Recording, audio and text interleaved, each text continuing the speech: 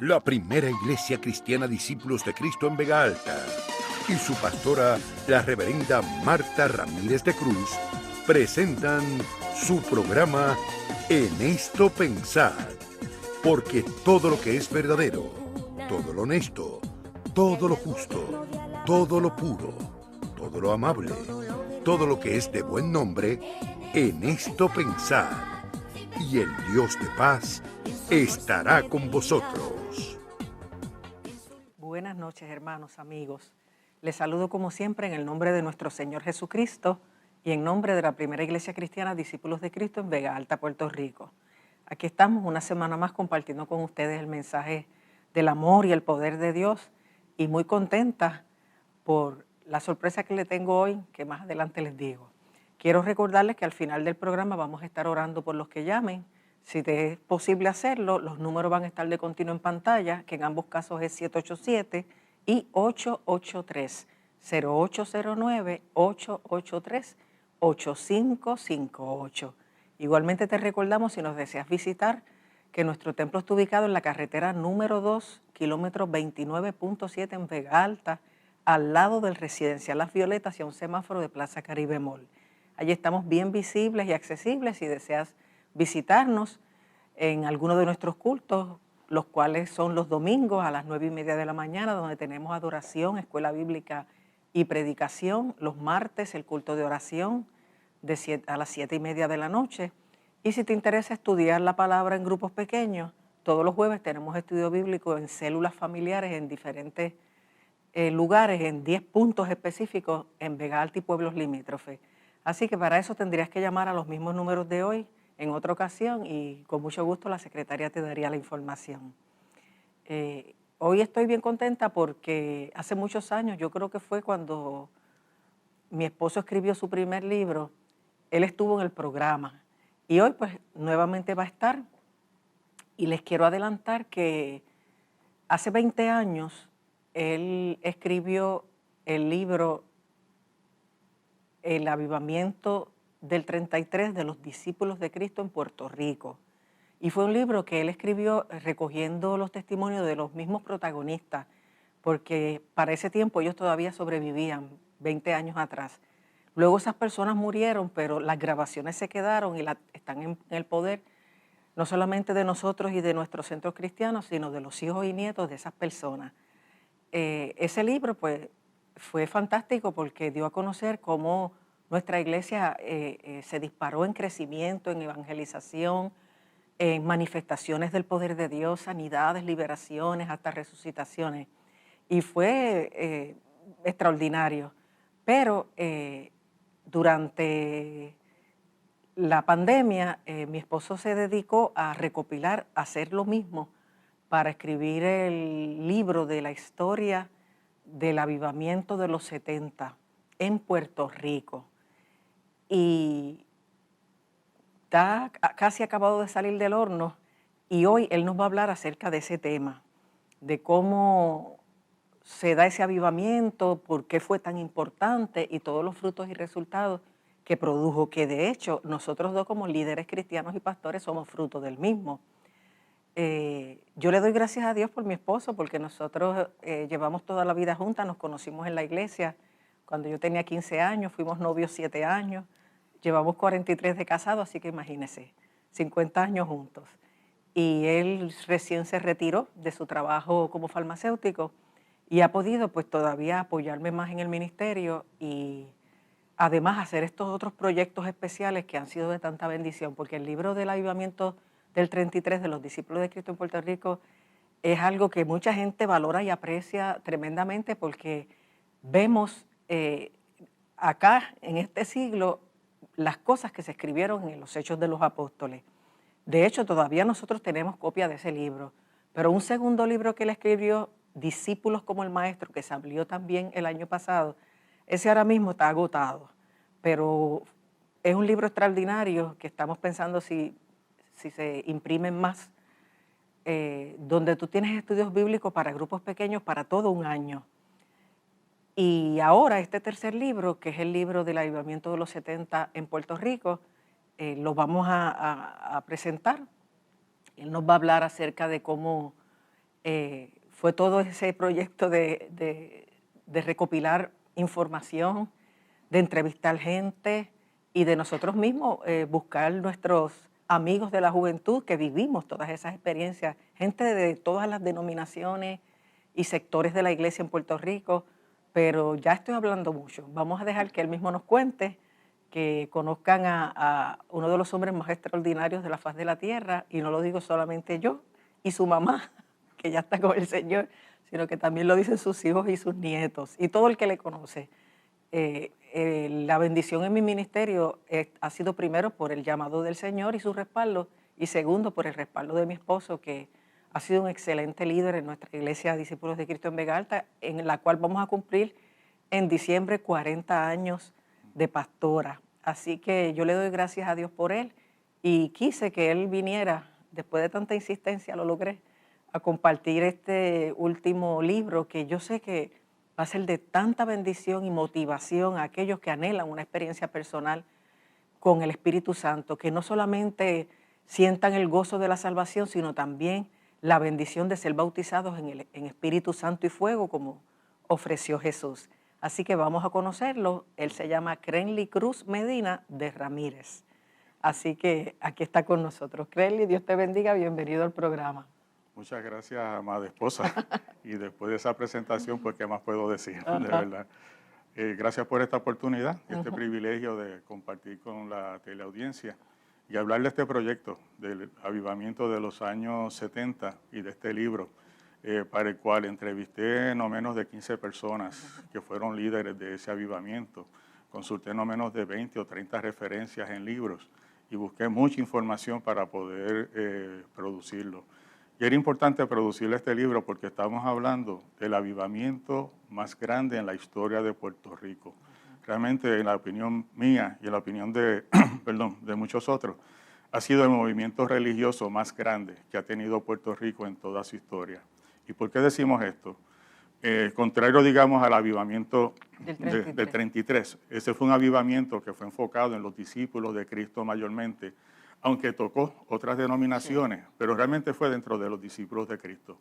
Sabemos que el movimiento pentecostal comienza en Puerto Rico en el 1916 y hubo campañas de avivamiento también, pero eso era mayormente dentro de los pentecostales, ¿verdad? Y dentro de ese grupo. No, y los que no eran pentecostales miraban eso con recelo, como que no les atraía. Exactamente, y ese es el asunto, que los no pentecostales, digamos, las denominaciones evangélicas, históricas, tradicionales, bautistas, metodistas, presbiterianos, veían el asunto del bautismo del Espíritu Santo, de la manifestación de los dones, de hablar en lenguas, como algo de los pentecostales, e inclusive en su prejuicio, ¿verdad? En ese tiempo pues se veía como algo de gente poco educada, gente que tenía poco estudio, poco conocimiento, de la gente pobre. No, y hasta el otro día, hasta el avivamiento de los 70, los pentecostales también se creían dueños de esa experiencia. O sea, no solamente nosotros nos creíamos que era cosa de ellos, sino ellos se creían que eran dueños del pentecostalismo, cuando eso es una experiencia con el Espíritu Santo para todos, como se llama el libro, para todos es la promesa. Definitivamente, así que había prejuicio de ambos lados, ¿verdad? Pero sin embargo, en los 70 ese escenario cambia y empieza un avivamiento carismático que impacta a todas las denominaciones cristianas en Puerto Rico. Nuevamente estamos hablando de bautistas, metodistas, presbiterianos, discípulos de Cristo que tienen un reavivamiento en ese tiempo, luteranos e inclusive los hermanos católicos.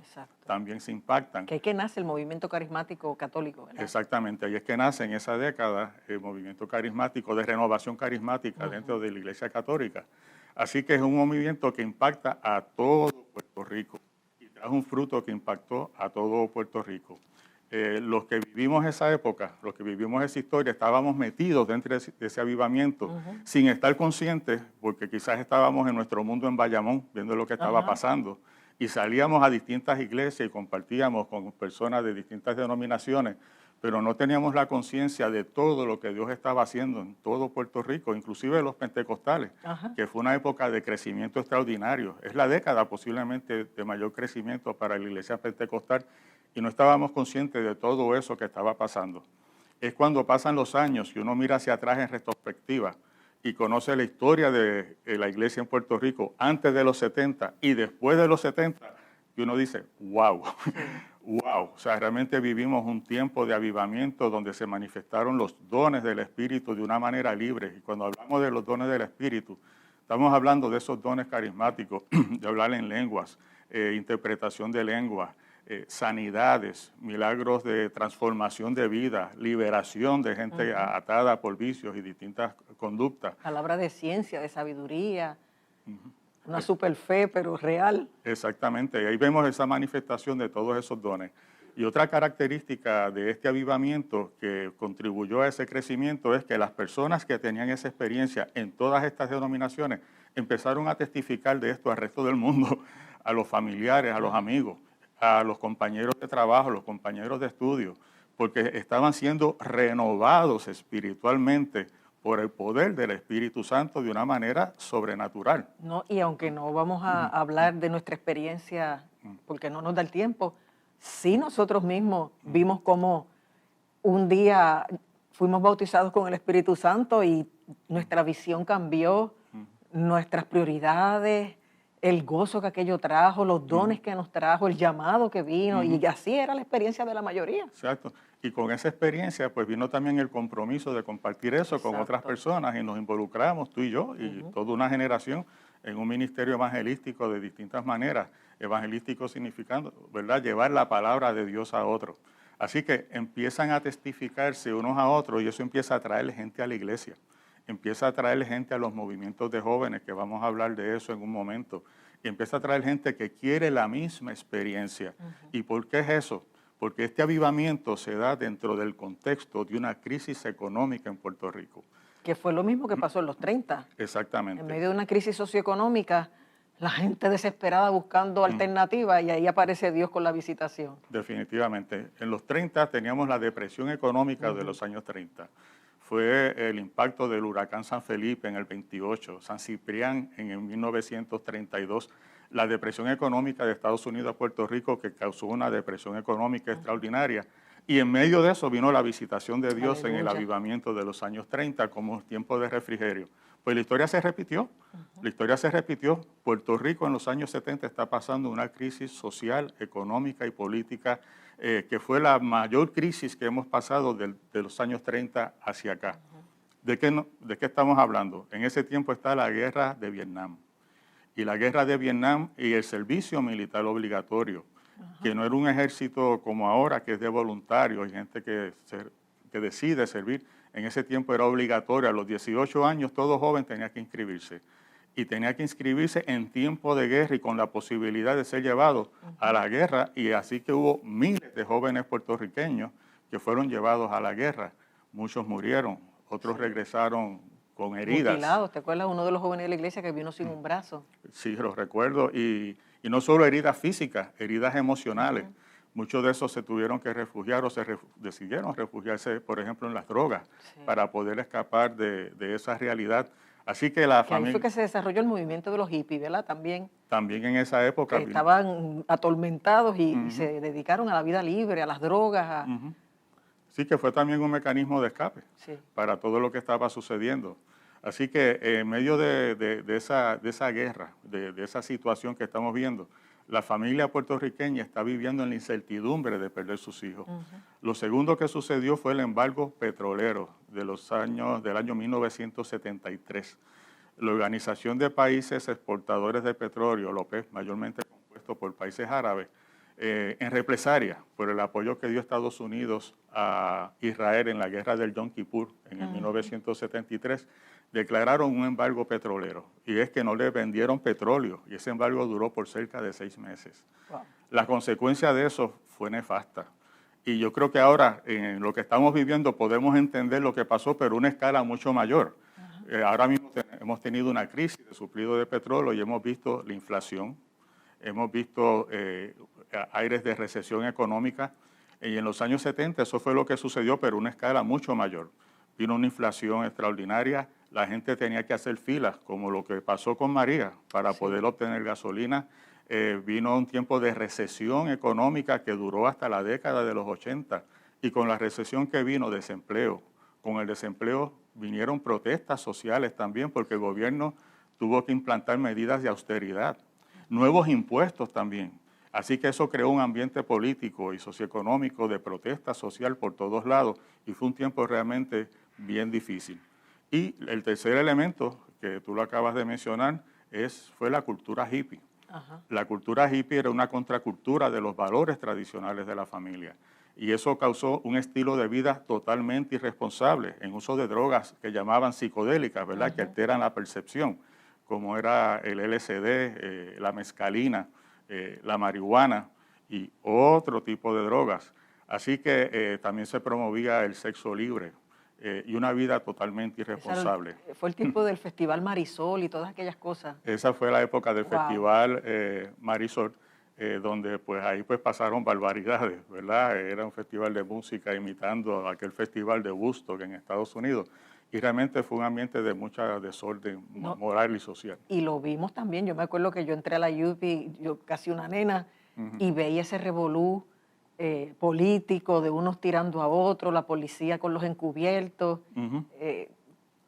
Sí. Muchas cosas que yo no entendía porque yo era jovencita. Sí, porque esa fue la época de las protestas contra el servicio militar obligatorio, sí. Por ejemplo.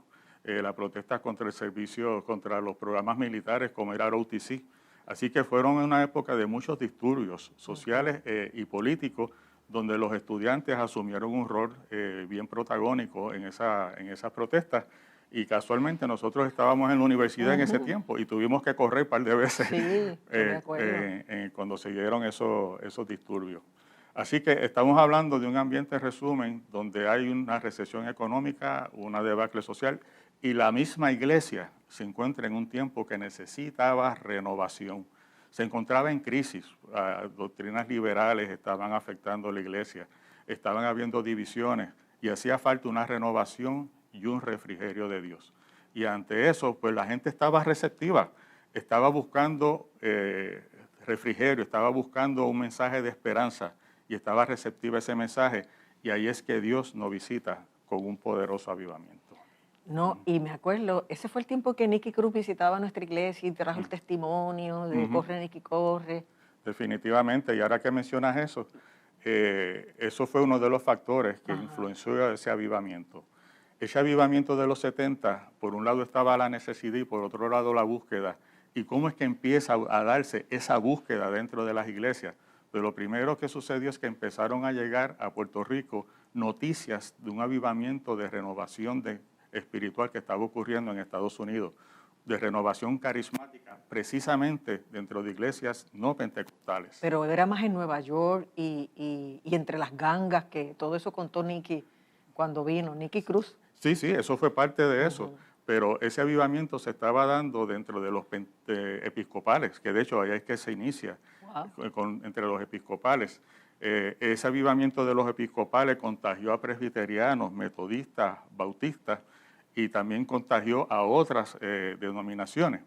Y también, por ejemplo, estaba el libro de David Wilkinson, Entre la cruz y el puñal, Corre, Nicky, corre, que hablaban también de cómo el poder del Espíritu Santo transformó esas vidas y transformó eso, rescató jóvenes de las calles, de las gangas de Nueva York.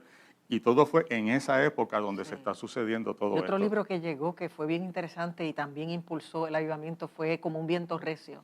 Como un viento recio, eso era de Indonesia, de por allá, ¿verdad? Hablaba del avivamiento en Indonesia, eso llegó aquí y esas noticias también causaron hambre de buscar ese avivamiento. Y fe de que las cosas que dice la Biblia podían volver a ocurrir. Definitivamente.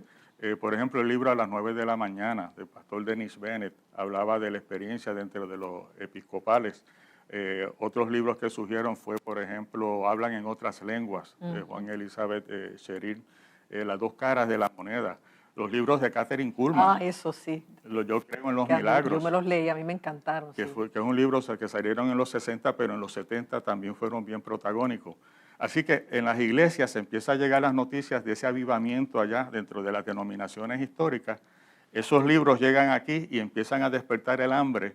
Igual que Don Lolo leyó un libro y le dijo de un avivamiento en Estados Unidos, allá en el siglo XIX, y dijo, si Dios hizo eso en este tiempo, lo puede hacer en Puerto Rico en los años 30. Aquella generación de los 70, leyendo aquellos libros, dijo, si Dios está haciendo esto allá, lo hacer puede acá. hacer aquí también. Aleluya. Así que empiezan a surgir círculos de oración en las iglesias.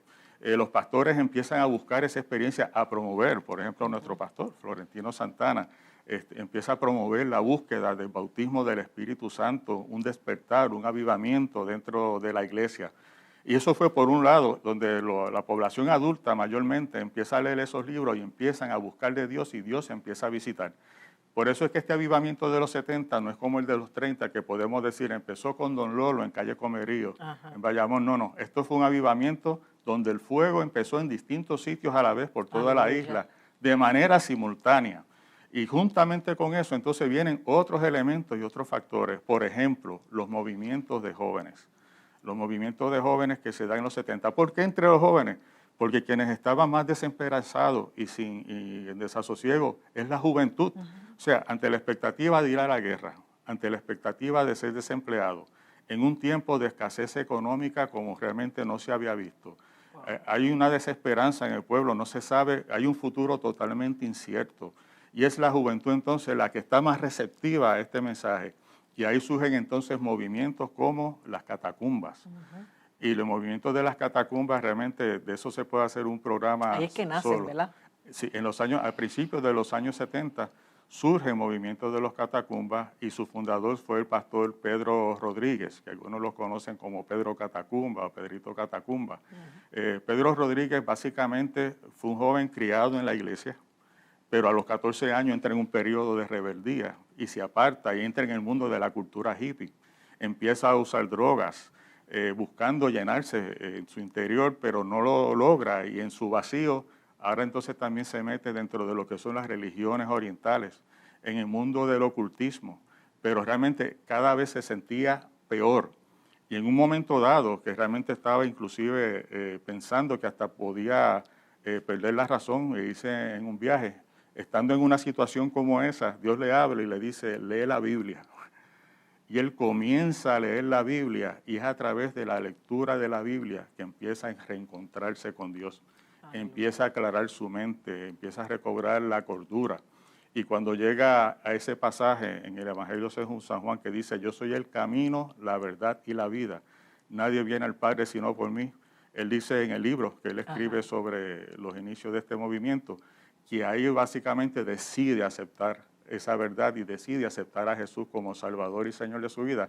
Y que en ese momento sintió la paz que estaba buscando. Aleluya. Después de 2 años, estamos hablando de un joven que empieza, a los 14 años se aparta y a los 16 es que tiene esa experiencia.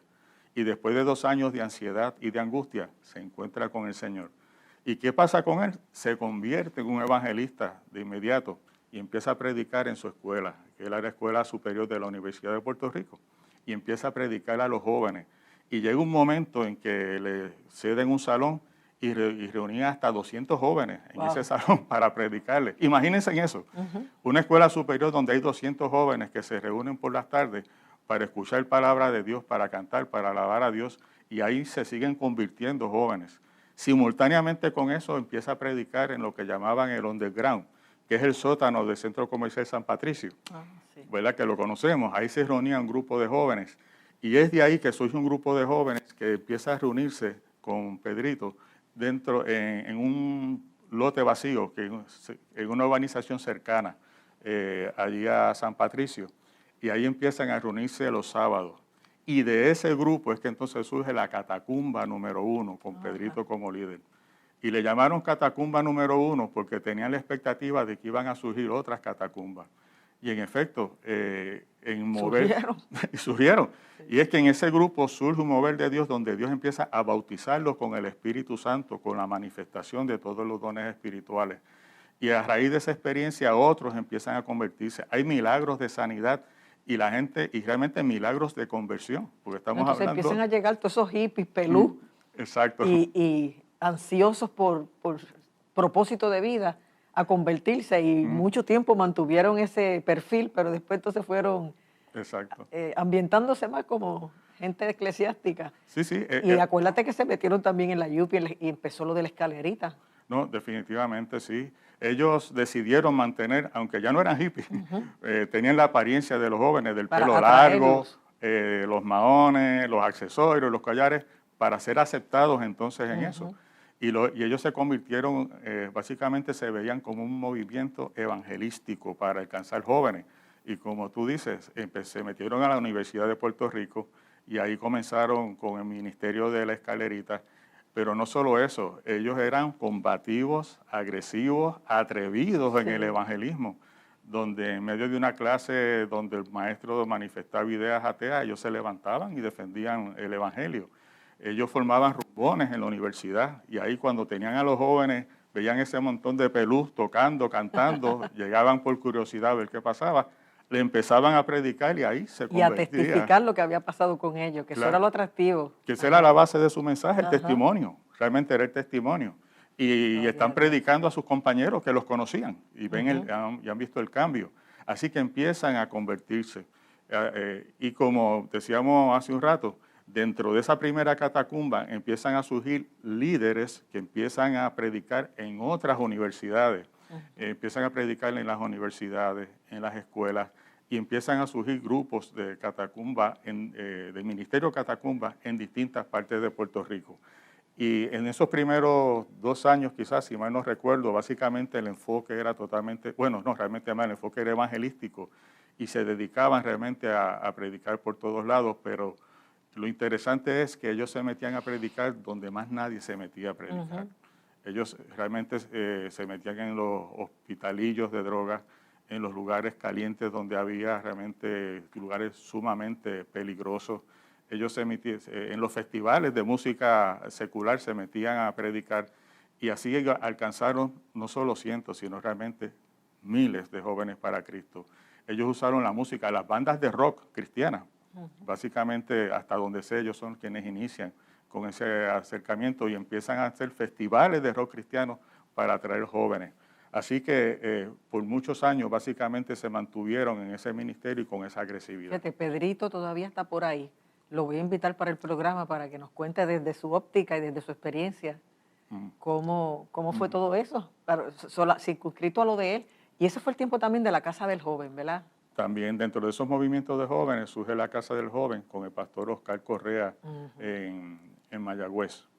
Y ahí la Casa del Joven, el pastor Oscar Correa trabajaba en la residencia de varones de Mayagüez y allí empieza a evangelizar y a ganar jóvenes para Cristo.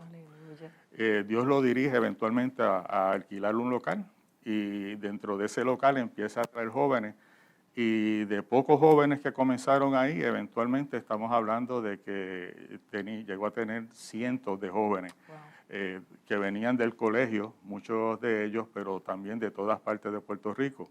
Entonces se daba el fenómeno de que estos jóvenes que estudiaban en Mayagüez llegaban a la Casa del Joven, allí se convertían, eran discipulados por el pastor Correa y muchos de ellos salieron para el ministerio pastoral.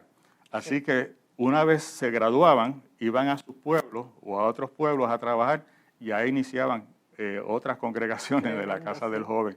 Así que vemos el plan maestro de Dios, donde está alcanzando a los jóvenes de distintas maneras. Y en diferentes puntos de la isla. En los diferentes puntos. En Bayamón surgió el grupo de clase bíblica también, donde surgió también un movimiento misionero.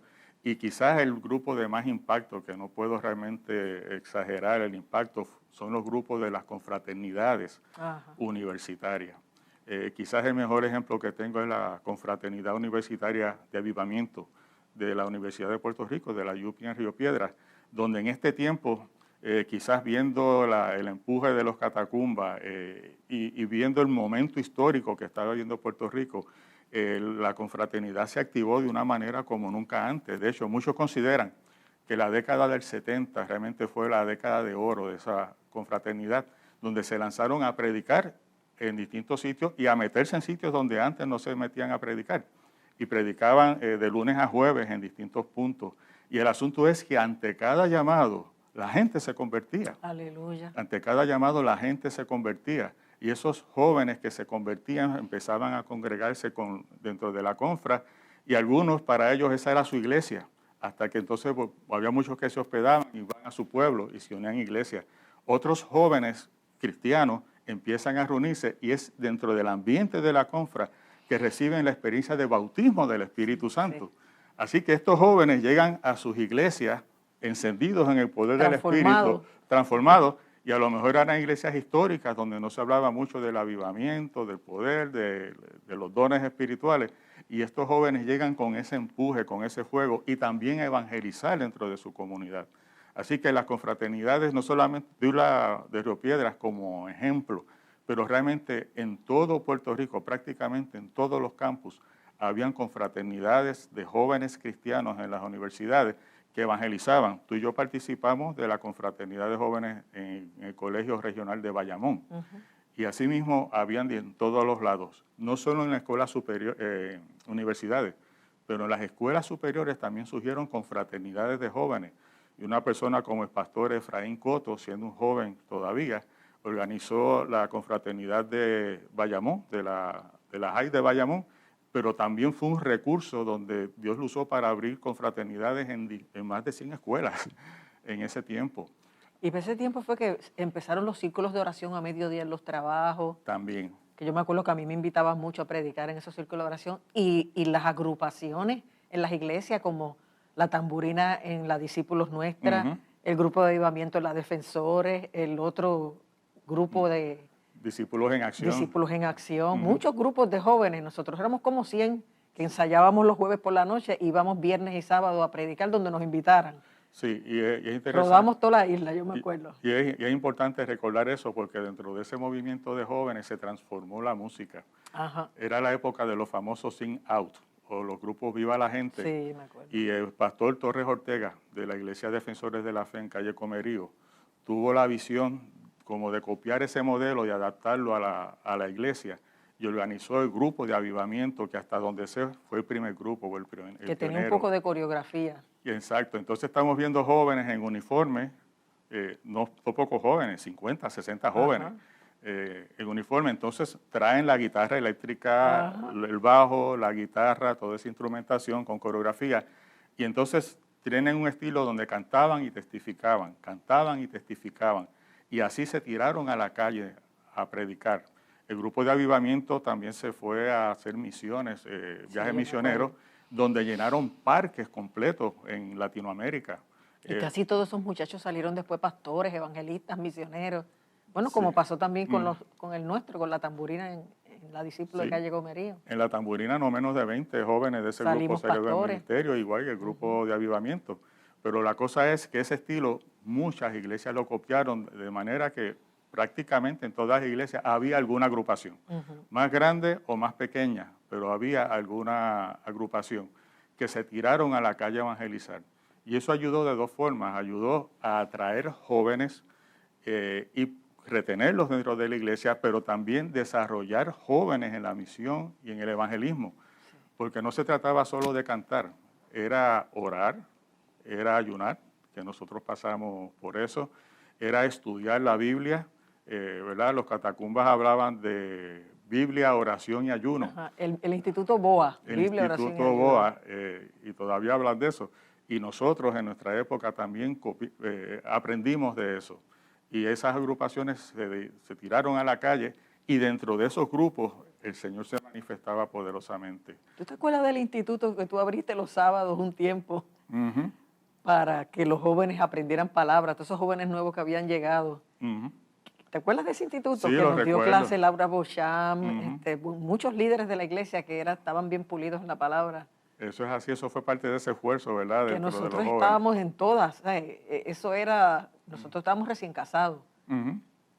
No, cuando empezó el avivamiento no estábamos casados, casamos después, pero entonces todos los días había algo. El martes íbamos al culto de oración, el miércoles íbamos al ensayo, el jueves íbamos al estudio bíblico, viernes y sábado íbamos a compromiso, por la mañana los sábados teníamos el instituto. Y eso fue parte de ese fruto, de ese avivamiento. Y no nos cansábamos, aquello era tan maravilloso que queríamos más y más. Es lo que Jesús dijo, que el que cree en mí, como dice la Escritura, de su interior correrán ríos de agua viva. Y eso era lo que yo sentía, una pasión, una vida dentro de mí, que aquello a mí me enamoró. Por eso yo me gradué de química y me fui, recibí el llamado y me fui al seminario a hacer la maestría y todo lo demás. Si estamos hablando de que tuvimos una experiencia de tanto impacto que realmente nos marcó. Sí. y creó como una cultura de consagración, de servicio, donde realmente era nuestro deseo hacerlo. Y nunca decíamos que no. Nos invitaban a predicar, y si no había un compromiso, nos montábamos en una esquina, en una calle a predicar. Y en las plazas públicas. Y en las plazas públicas nos invitaban o no, hubiera permiso o no, ahí montábamos las bocinas y empezábamos a predicar.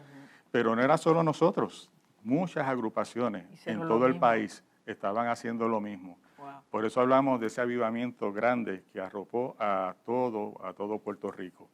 Y quizás lo último que deba mencionar en cuanto a estos factores, ¿verdad? Bueno, me faltan dos realmente. Es la fraternidad de hombres de negocio del Evangelio todavía completo. Tenemos tiempo. Pues en ese plan maestro de Dios, donde alcanzó los jóvenes de distintas formas, los adultos de otra forma, la fraternidad de negocios, de hombres de negocios del Evangelio completo, fue otro instrumento que Dios usó para alcanzar hombres de negocios, maestros, profesionales de distintos sitios, gente de distintos oficios también, para alcanzarlos. Y lo que hacían era, en vez de invitarlos a una iglesia, los invitaban a una cena en un restaurante. Sí, a una reunión. A un hotel. Entonces se invitaban compañeros, amigos, y ahí se les testificaba, se les testifica porque todavía está activa la fraternidad, pero el formato era que ahí se le testificaba, se hacía llamado, y ahí dentro del llamado la gente también respondía. Wow, y los años 70 fue una época también de mucho crecimiento de la fraternidad, y alcanzaron en sus distintos capítulos en Puerto Rico a cientos, si no miles de personas. Y ese testimonio de vida transformada, pues realmente era una cosa extraordinaria. Y gente que llegaba con distintas crisis, al escuchar esos testimonios, se convertían. Y una de las cosas que promueve la fraternidad también, ¿verdad? Ya, por eso hablamos de un tiempo de avivamiento carismático, es la experiencia carismática, como algo importante para el desarrollo y crecimiento dentro de la vida cristiana. Porque definitivamente, si uno no choca de frente como ocurrió, porque nosotros nos criamos en la iglesia, y cuando empieza este avivamiento uno dice que mucho más hay, y uno quiere experimentarlo, y uno empieza a llenarse, a aprender, y uno quiere continuar, y se da cuenta que eso no es como la graduación, sino el inicio de una vida cristiana con poder, con amor, con compromiso, o sea, y con conciencia de para qué está la iglesia en el mundo, de que un día Cristo volvería por su iglesia, como que todas las doctrinas dormidas se repasaron, se reavivaron, se volvieron a predicar. No, para mí aquello fue maravilloso. No, definitivamente. Y quizás el último factor que quiero mencionar que ayudó, que fue de impacto en el crecimiento en aquellos años, fue que la música dentro de la iglesia se transformó. Se transformó. La música y se transformó para bien, para poder atraer jóvenes. Sí. En la época mía, pues la música era con piano, con órgano, y hasta ahí, y si acaso podía aparecer una pandereta, pues eso hasta ahí, ¿verdad? Estamos hablando de las iglesias históricas, en las iglesias evangélicas tradicionales. Pero sin embargo, ahí cuando empiezan las agrupaciones de jóvenes, se transforma la música dentro de la iglesia. Pero entonces surgen fenómenos de artistas convirtiéndose al Señor. Me acuerdo. Estamos hablando entonces de Richie Ray y Bobby Cruz, por ejemplo. Y eso pues da paso a que empiezan a surgir orquestas de salsa cristiana. Los catacumbas y aún los pentecostales empiezan a hacer bandas de rock cristiano.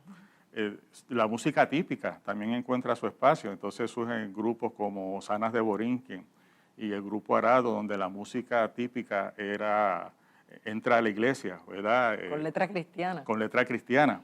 Y eso pues atrae a los jóvenes también. Así que los jóvenes encuentran también que dentro de esa música se identifican y logran traer jóvenes a través de la música. Y fue sin sacrificar valores, sin sacrificar doctrina, simplemente adaptándonos a los tiempos, a las necesidades, porque no se pueden cubrir solamente las necesidades de los niños y los ancianos en la iglesia. Cristo es para todas las generaciones, y cuán importante es en esa edad, que uno está adolescente, que uno adolece de madurez, de entendimiento, de tantas cosas, uno de momento encontrar con que Cristo está vivo, que es real, que me llena de poder, que me usa, que está conmigo todo el tiempo. Para mí aquello fue el regalo mayor que Dios me pudo haber hecho. Definitivamente. Y la música entonces es un instrumento, un mecanismo. Así que el mensaje cambia. El género era salsa o era rock, pero el mensaje era el mensaje de Cristo. Eran mensajes sociales, eran mensajes de confrontación, de esperanza de vida. Y eso nuevamente pues impactó a los jóvenes. Y hablando un poco de los pentecostales también, porque por definición los pentecostales siempre han estado en avivamiento, ¿verdad? Pero los 70 fue una década de crecimiento extraordinario dentro de la iglesia pentecostal. Y ahí podemos recordar la figura de Gille Ávila, de Jorge Rashki, que aunque habían empezado sus ministerios antes, es en la década de los 70 que estos ministerios realmente despegan y daban aquellas campañas por todo Puerto Rico. Y Latinoamérica. Exacto. Y en Puerto Rico eran miles de personas. Sí, y esas campañas las respaldaban pentecostales y no pentecostales, y las respaldan todavía. Y también entonces, como tú dices, de Puerto Rico van a Latinoamérica y también allí llenaban estadios. Así que estamos hablando de una época donde nuevamente, cuando uno mira esto en retrospectiva, ve también un fruto extraordinario de ese tiempo. La iglesia creció en número, de un 13% que éramos de cristianos evangélicos, pentecostales y no pentecostales en el 70. Para el 2014 se estima que ya cerca de un 33% de la población era evangélica. Para el 1992 se estima que había ya sobre 1 millón de evangélicos cristianos, pentecostales y no pentecostales en Puerto Rico.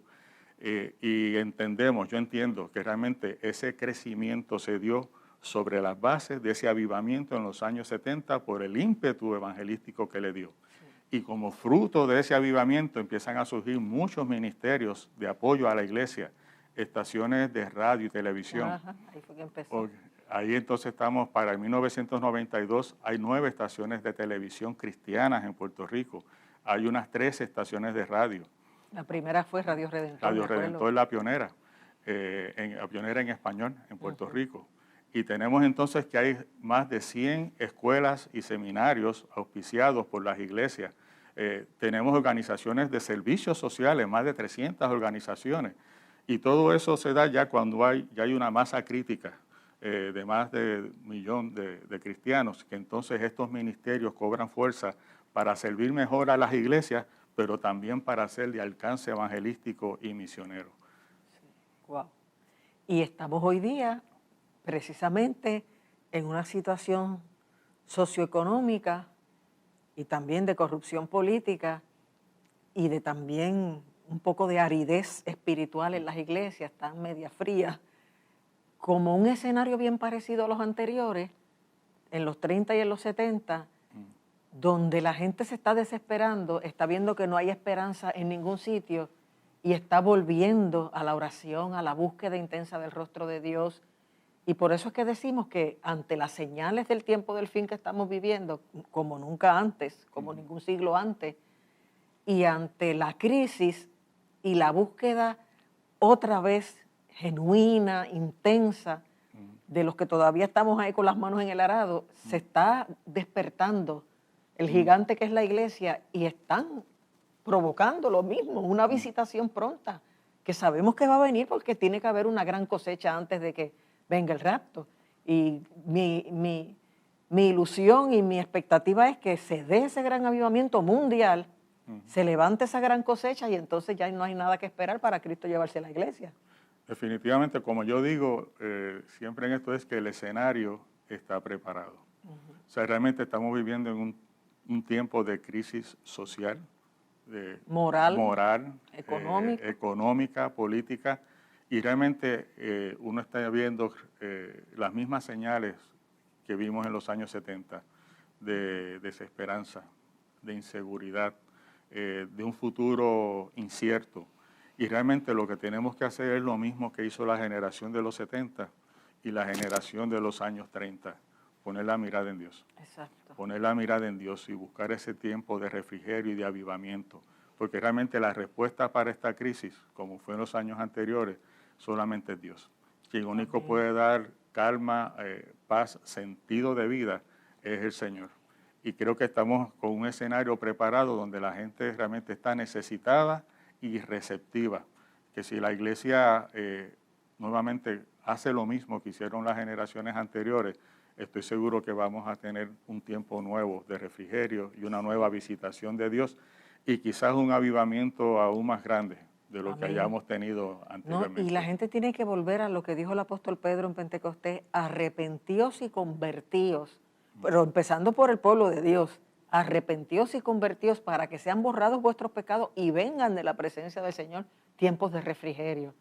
Y yo creo que la iglesia es la primera que tiene que volver a la base, volver a la senda antigua, al Instituto BOA, de Biblia, Oración y Ayuno, que es muy bueno estudiar y hacer maestrías y doctorado, y yo los hice, pero nada de toda herramienta que yo recibiera en un seminario superó lo que fue la llenura del Espíritu Santo a mi vida.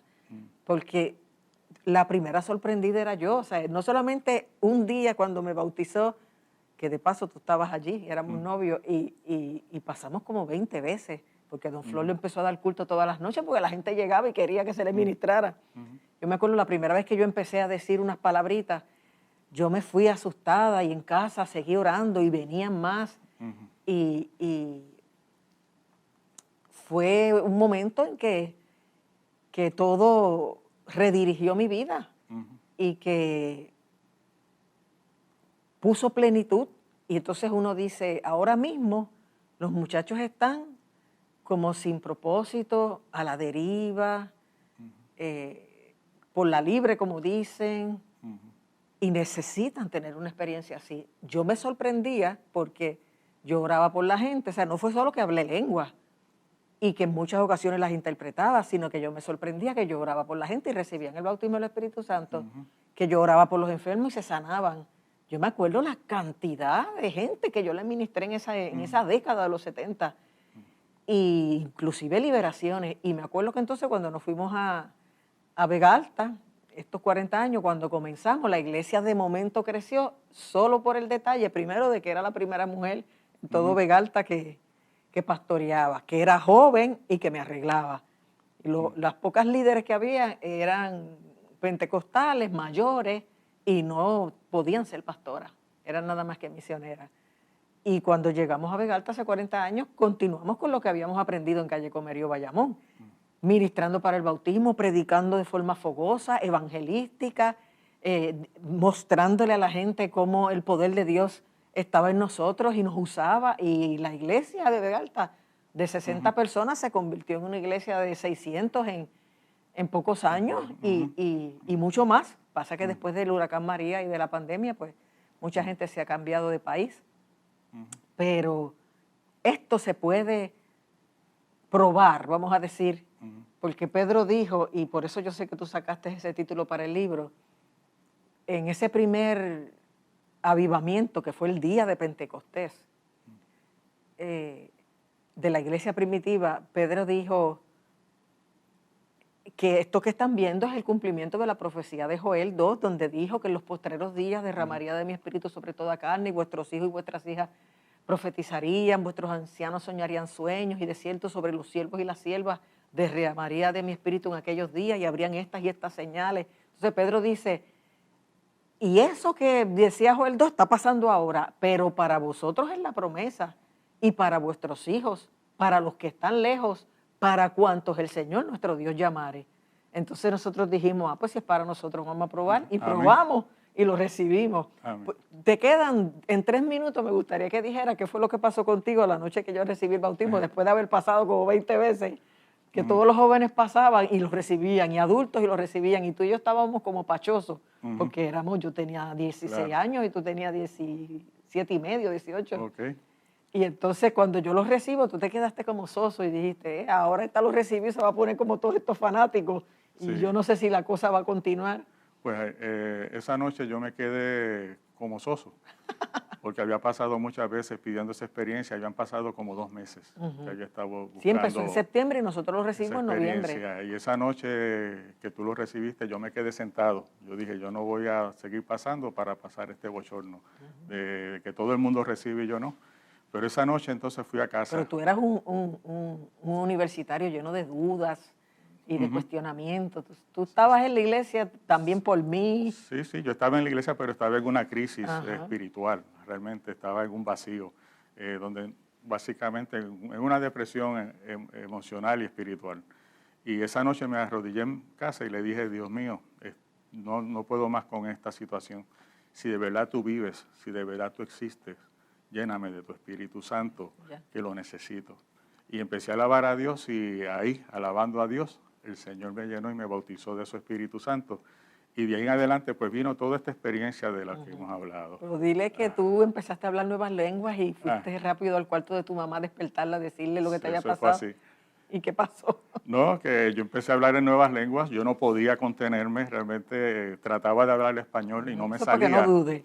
Para que no dude, y realmente sentí que el pecho se me llenó del Espíritu Santo. Fue como una experiencia de aire que me fue soplado en el pecho. Y cuando llegó a mi garganta, ahí empecé a hablar entonces en esas nuevas lenguas. Y cuando traté de explicarle a mi mamá y a mi hermano lo que me pasaba, no podía. Pero yo obviamente... No podías porque solo te salían lenguas en vez de español. Exacto. Y ellos, que eran de la iglesia, pues entendieron lo que me estaban pasando. Y de ahí en adelante, pues obviamente mi vida transformó. Pastora, ¿cuánto tiempo nos queda? Quedan 5 minutos, pero el último es para orar. No, es que quiero ser justo con la historia. Sí, y puedes todavía coger un par de minutos. Y no mencioné el avivamiento dentro de la Iglesia Católica, el movimiento de renovación carismática dentro de la Iglesia Católica. En Estados Unidos, en una universidad, un grupo de estudiantes y profesores católicos se reunieron para estudiar el libro de los Hechos y usaron 2 libros de referencia, Entre la cruz y el puñal, de David Wilkerson, y Corre, Nicky, corre. Después que concluyen su estudio, van a un retiro y en ese retiro el Señor los llena con el Espíritu Santo y empiezan a hablar en nuevas lenguas y a manifestarse los dones. La noticia de lo que estaba pasando allí se regó por toda la nación en poco tiempo, otras universidades, de manera que en las parroquias empiezan a surgir grupos de oración y empiezan a surgir grupos, retiros para pedir, para conocer al Señor mejor y para llenarse de bautismo del Espíritu Santo. Y esa experiencia también sucedió en Puerto Rico. El precursor del movimiento de renovación carismática en Puerto Rico fue un sacerdote llamado Thomas Forrest. Él empezó su ministerio en Fajardo, fue a un retiro carismático en Santo Domingo, allí se llenó del bautismo del poder del Espíritu Santo y llegó a Puerto Rico con el propósito de compartir esa experiencia. De Fajardo lo pasan a Aguas Buenas y en Aguas Buenas se convierte el centro del movimiento de renovación carismática, ofreciendo retiros donde la gente aprendía más de la Biblia, conocía al Señor, pero la culminación de ese retiro era orar por el bautismo del Espíritu Santo. Así que esos hermanos que estaban ahí reciben el bautismo del Espíritu Santo y van a sus parroquias. Y ahí empiezan en diferentes pueblos de la isla. En diferentes pueblos de la isla, sí, empiezan a organizar círculos de oración carismáticos. Y dentro de esos círculos de oración entonces empiezan a organizar también retiros, surgen líderes que organizan retiros.